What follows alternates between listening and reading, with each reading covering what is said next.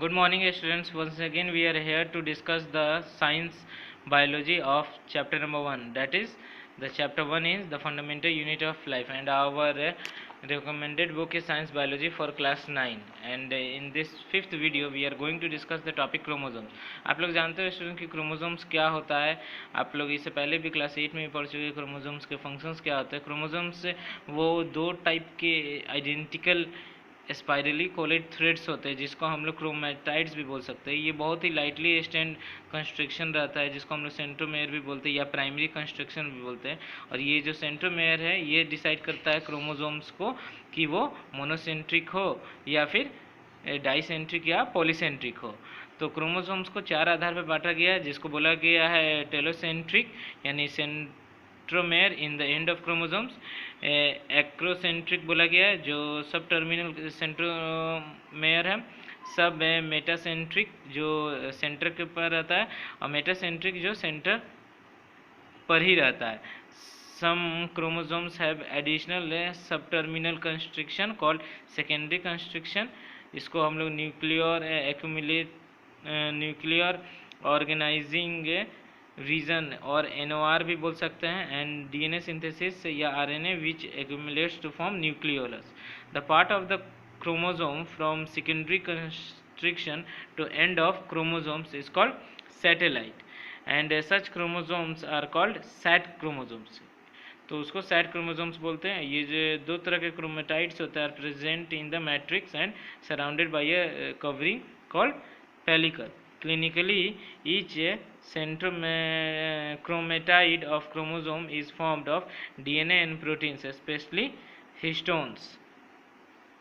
Number chromosomes आप ये पहले भी जानते हैं स्टूडेंट कि ये 23 पेयर्स में रहते हैं ह्यूमन बॉडी में. तो टोटल नंबर ऑफ 46 हो जाते हैं. इसका डबल क्योंकि 23 जोड़े में है तो 1 pair consist of 2.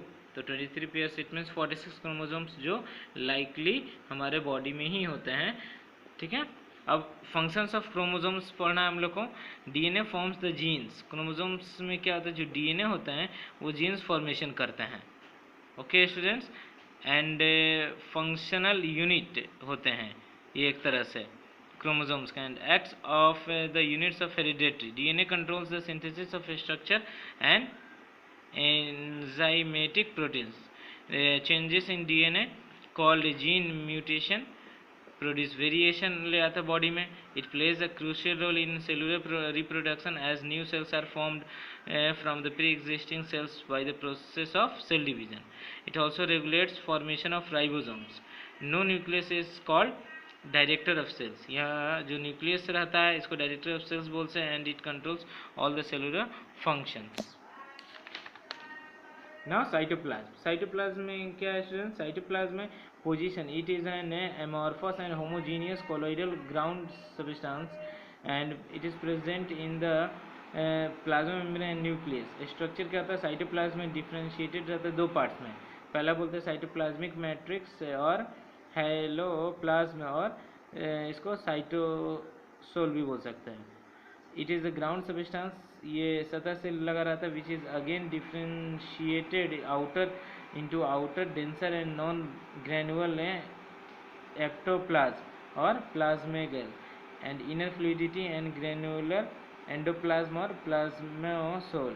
To beings enter convertible water forms and about 75 to 85 of matrix. In addition इसके अंदर प्रोटीन्स फैट्स कार्बोहाइड्रेट्स भी होते हैं and minerals are also present. It shows the streaming movement. इस स्ट्रीमिंग मूवमेंट शो करता है जिसको हम लोग साइक्लोसिस भी बोल सकते हैं which helps in the uniform distribution of materials. Endoplasmic reticulum was discovered by porter and coworkers 1945. Functions क्या है स्टूडेंट साइटोप्लाज्म का? Cytoplasmic matrix is the seat of both biosynthetic that is protein synthesis and catabolic that is glycolysis pathway. It also acts as a storehouse of raw material.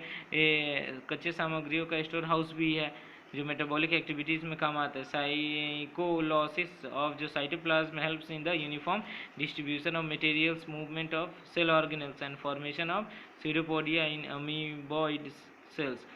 Cytoplasmic structures जो रहते हैं ये लाई करते हैं cytoplasm and are of different 2 types of cell organelles and cell inclusion. So that's all for today, students. We will meet in the next video. Okay, bye.